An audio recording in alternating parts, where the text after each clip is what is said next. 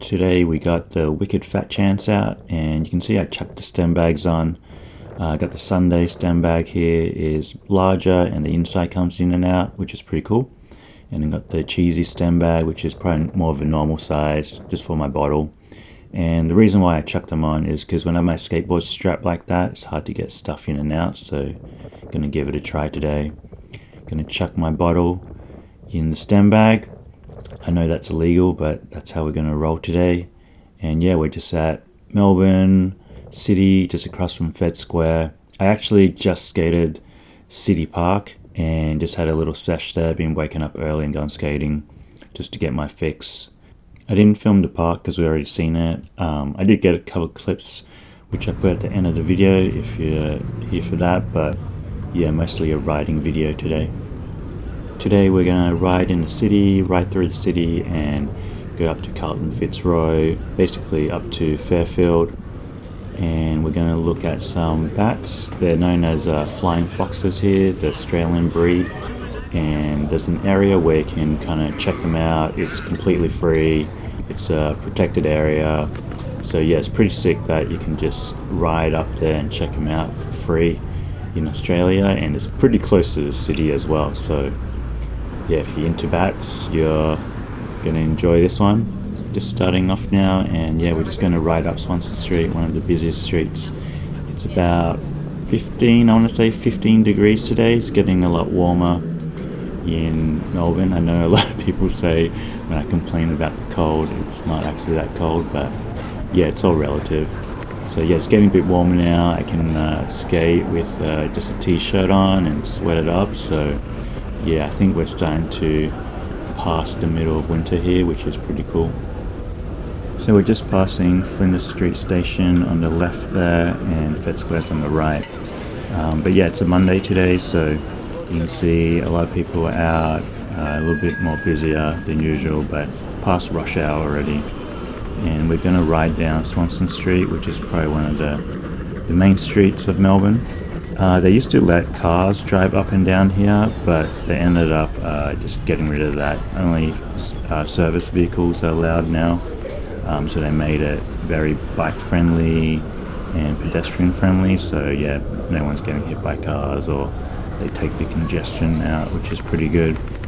Here on the right you can see that they're still working on the train station. I thought it was finished already, and I thought I saw some videos of it freshly built.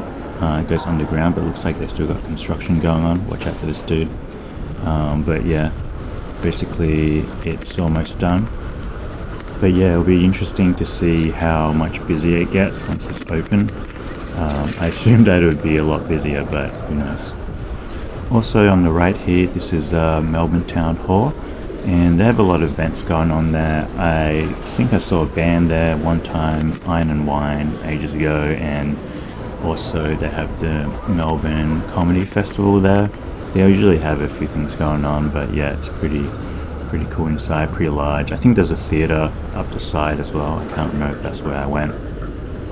As we head up here, you can see we're reaching Bourke Street, where that tram is crossing.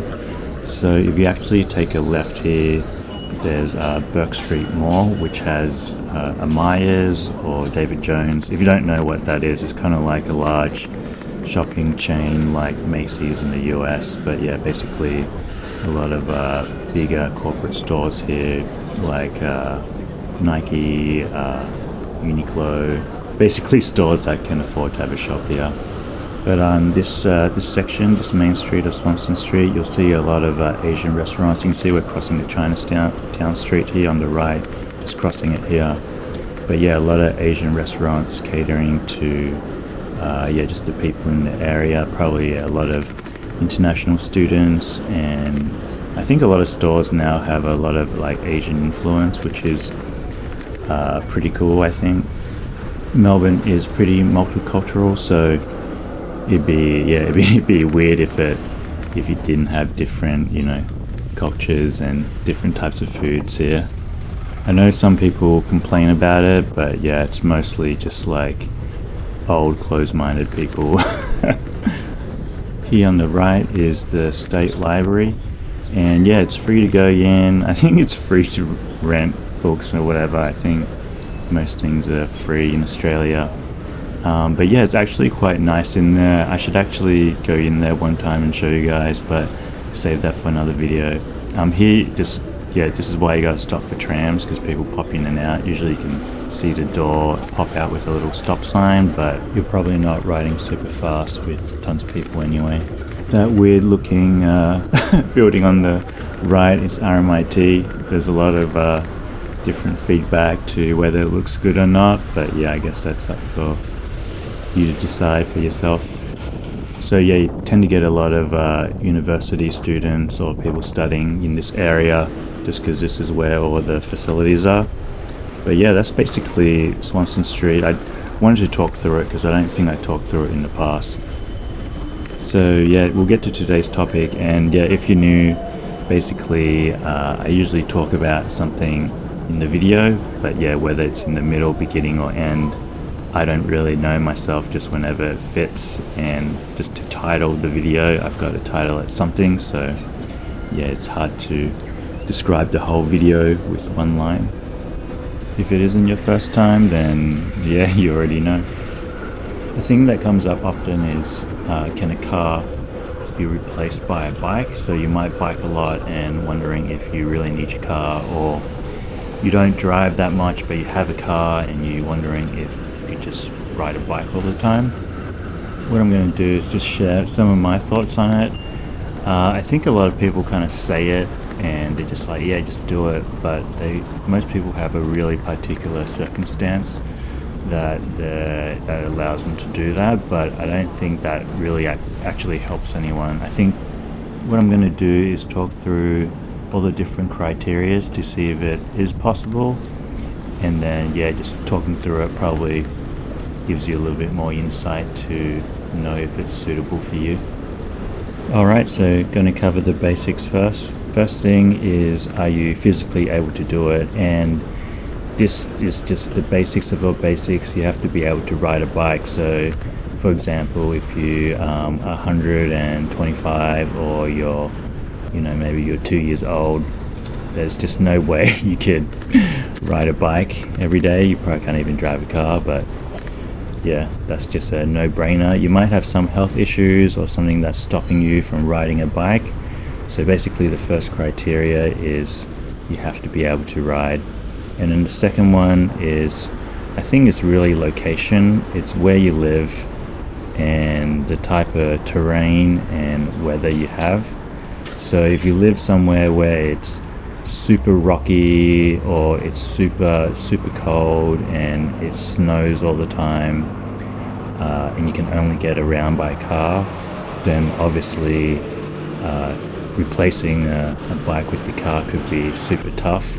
Maybe there's some type of bicycle, jet ski that you can use, but generally you'd have to think about that and see if it's actually possible for you to do. So yeah, a bit of a no-brainer. Next thing is just consider the weather. So if the weather is pretty decent all year round, you might get some rainy days here and there, or yeah, just some bad weather in general, but it does clear up for you to ride a bike. That definitely makes it way easier. And then yeah, if the terrain is also very rideable, then that's also good. And then the next thing we're going to cover is kind of like I'd say probably the three main things or basic needs. So the first one is, it's got to be food. I feel like you need to be able to live close enough to a grocery store or have access to a grocery store where you can ride there fairly easy. I'd say at least once a week, if not a couple times a week. If you're not the type of person to get groceries, I'd say then you've got to have access to food places. And with that in mind, I'd say generally if you strictly do shopping on your bike, usually you'd make more trips just because you can only carry so much on your bike depending on what your bike can carry, and that will make more frequent rides to the food spot. So yeah, that's a good consideration to take into account. If you go this route, definitely a rack and panners would definitely help. or if even a cargo bike will definitely make things a lot easier for sure. And then the next thing has to be work. Are you able to ride to work every day or ride to your place of work frequently, and it's not going to be a huge hassle? I would say the limit would probably be an hour for most people. If you're riding an hour there, riding an hour back, that's probably, I think, quite a big amount, and it could get quite tiring as well. So you have to think about that too. I would say the days that it is, really bad weather, or or you're feeling, not 100%, you can always use public transportation. So if you live in a town or live in a city that has public transportation, that's going to make it a bit easier as well. One of the main things when riding to work is a lot of people might get sweaty depending on how fast they ride, how much they sweat, and how far it is. You might consider, does your work have change rooms, or if there's somewhere where you can shower. I don't know if there's a gym nearby, or maybe it's just not about riding, super quick. And yeah, it depends on the place as well. Some places they won't care, some places do, so it's really up to your own discretion on that one. The other main thing is what you do for play. So yeah, it's hard to cover everything, but if you have an activity that you like to do, you got to make sure it's a reliable distance. Can you also lock up there? Is it feasible? Can you carry your stuff that you might need for that activity as well? If you have kids, then you got to think about their activities. Having kids actually a different ball game as well, because you got to think about all the activities that you and your kids would need to do. So either dropping them off at school, or dropping them to their classes or sports or whatever. All that can be done on a bike. There's bikes, that can carry kids. Kids can ride their own bikes. So that's definitely possible. But yeah, you just got to think through the logistics of it as well. So I'd say those are the kind of main everyday things. If you can cover all of those and you can be done on a bike, then you could probably do it. I think the next things we want to talk about is things outside of that. So for example, like if you go on holidays or you do big trips to kind of visit families or whatever, you can use public transport. You can take a train and take your bike on a train. You can go on a plane and take your bike on a plane as well. Obviously, it can be hard to plan for that kind of stuff, but if you have something that's a little bit more consistent that you do every year, then you can plan for it with a bike. The next question I like to ask myself is actually, what do I use the car for? So really, the stress testing it is, I really use it for a few things. So it's really carrying big things. Like if I need to move a fridge, for example, then I'd have probably more trouble doing it on a bike than in a car. Or if there's really bad weather, obviously I'd rather be in the car than on a bike for really bad weather. I think there's also the convenience factor of a car when you're like lazy and you just want to get somewhere quick. Usually it's easy just to step in a car and just go. You definitely save a lot of time. You're going to get somewhere quicker usually with the car. And after thinking about all those things, is you got to think about how frequently you need those things, or how often do you need it. Honestly, like for me, I don't really need too much of that stuff. I think the most one for me, or the biggest one for me, is probably weather. I don't really like riding in the rain too much, and if I'm trying to get somewhere on a bike with my kid in the rain, it just becomes a huge mission. So that's probably the biggest thing for me. Obviously there's other options like public transport and all that kind of stuff, but yeah, it's really thinking through about if you didn't have a car, how would you do it. Another interesting to think about is e-bikes. If your bike is an electric bike, then it really does open up a lot of those things into kind of what you would replace a car with. So, you know, the speed and the laziness, you can kind of get away with that on an e-bike as well. So you can kind of start to gauge, depending on how you want to ride, you can start to knock a few of those things off your list, and it might make it a bit easier too. And then the final thing I would say is, why would you want to do it? Is it, you know, is it for health reasons? You're definitely going to be way healthier riding a bike to work every day for sure. Is it about saving money?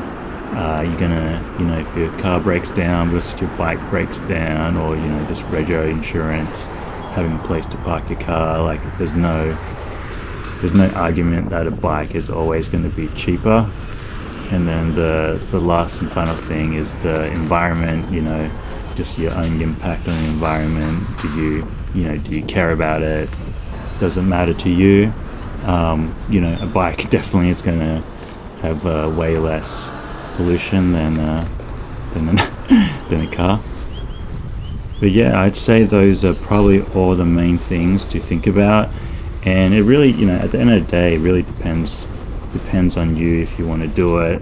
For me, my situation is I'm mainly, you know, I'm into bikes, so it's a bit more natural for me. But I usually ride my bike everywhere, and I use my bike all the time. We do have a car, but usually it's for trips or for you know, taking the kid out. And yeah, that's really it. I try to use the bike as much as I can, just because I enjoy it a bit more. And at the end of the day, you know, there really is no you know, right or wrong answer. It's just whatever works for you best. I think there's like nothing worse than someone telling someone else what to do. You know, I like to provide people with the information, and if you decide to do it, then yeah, then go for it. If not, then no worries either, you know.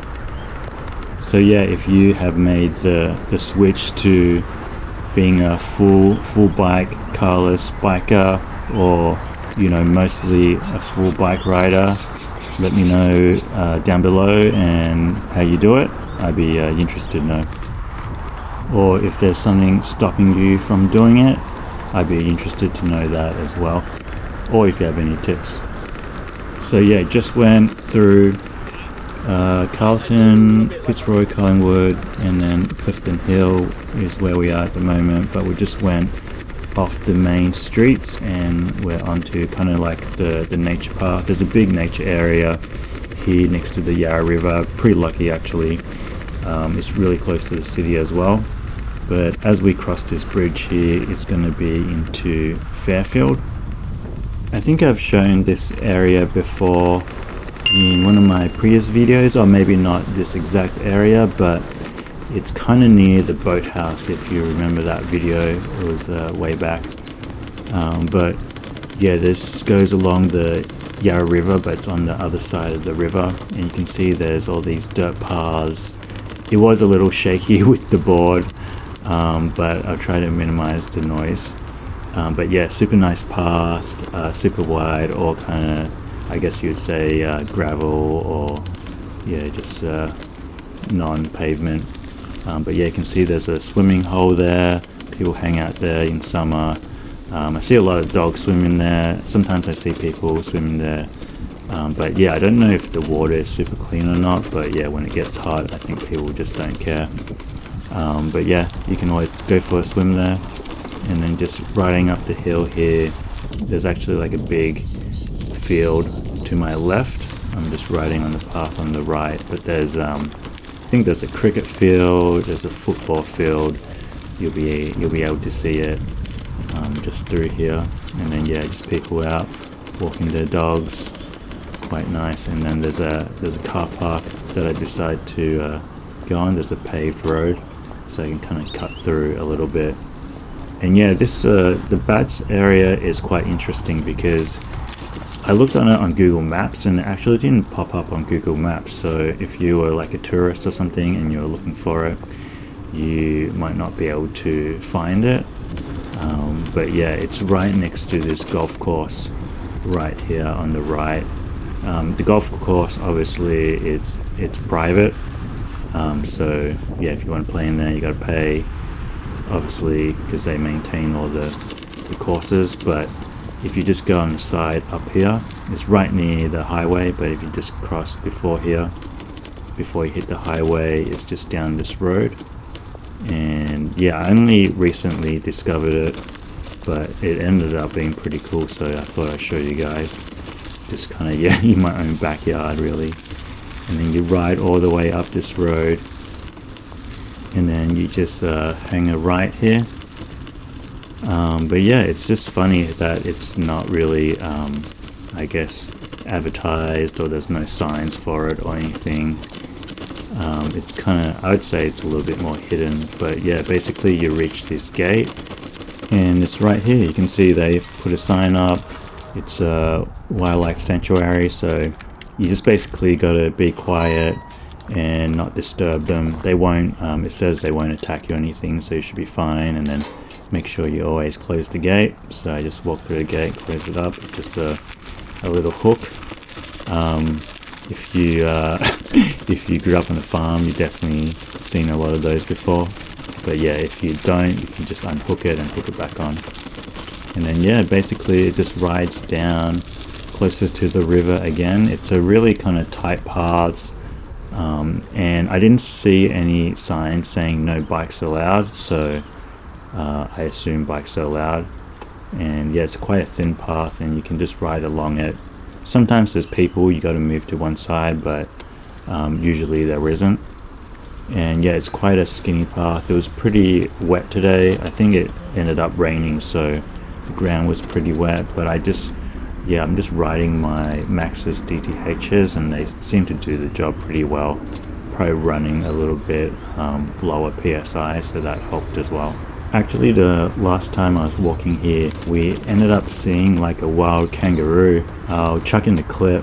But yeah, it's quite cool just to see a kangaroo in the wild. It was up on the hills on the left. We were quite surprised because it's also quite close to the highway, so you wouldn't really expect to see just a wild kangaroo there. But I think because maybe this is more of a protected area, there's more wildlife here. So yeah, just if you're walking here, you can just make sure you look around and see if you can see anything. Yeah, we've been riding a little bit now, but you can probably start to hear the bats and maybe see them up in the trees.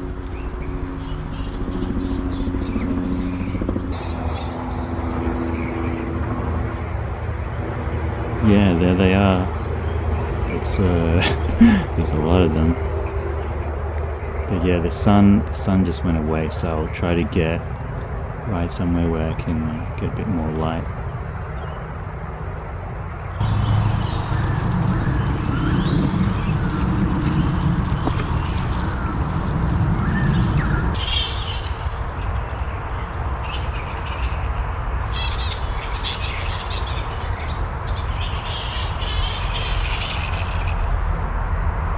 Yeah, I believe they're nocturnal, so you can see they're kind of just chilling out there in the sun, getting some rest. But yeah, super cool looking, I think. And there's plenty of them. The path goes on for pretty long, and yeah, the trees are just completely filled. And yeah, sometimes it is a bit scary when you look above and they're right above you. But yeah, we'll keep riding on, and then yeah, you'll see a bit more, then I'll stop again.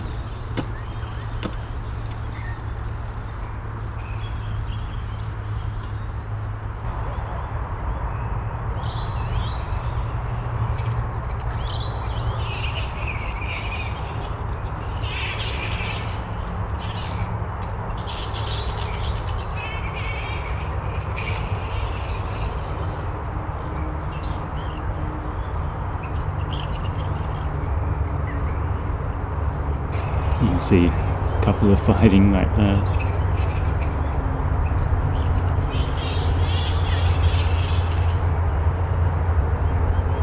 You might not notice, but yeah, it's actually quite loud when you're there, just because, yeah, I guess it's more quiet. But yeah, that's what they look like. Pretty crazy.